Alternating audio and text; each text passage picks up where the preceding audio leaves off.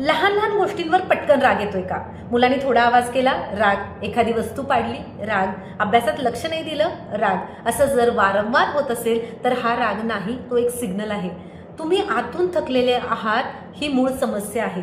सतत जबाबदाऱ्या असतात, स्वतःसाठी वेळ नसतो, कधी कधी असंही वाटतं कुणी आपल्याला समजून घेत नाही. आणि मग हा सगळा ताण लहान लहान प्रसंगांवर राग म्हणून बाहेर येतो. मग याच्यावरती उपाय काय? पहिला उपाय, थोडा पॉज घ्या. राग येतो तेव्हा मेंदू लगेच प्रतिक्रिया द्यायला सांगतो आणि त्या क्षणी आपण विचार न करता बोलून जातो, ओरडतो.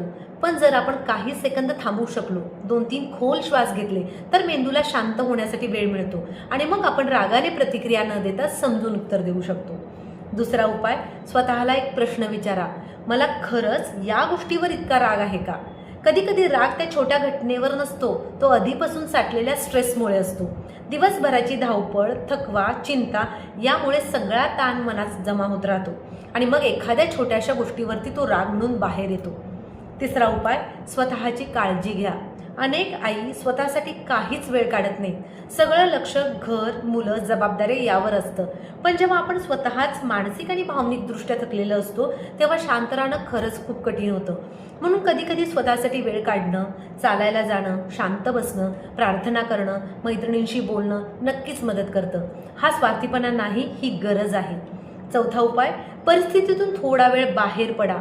राग खूप वाढला असेल तर लगेच प्रतिक्रिया देऊ नका. थोडा वेळ दुसऱ्या खोलीत जा, पाणी प्या, 5 मिनिटं शांत बसा, कारण त्या क्षणी बोललेले शब्द मुलांच्या मनावरती कायमचे घाव करू शकतात. पाचवा उपाय, मुलांच्या नजरेतून परिस्थिती बघा. कधी कधी मुलं जाणीवपूर्वक चुकीचं वागत नसतात, ते फक्त शिकत असतात.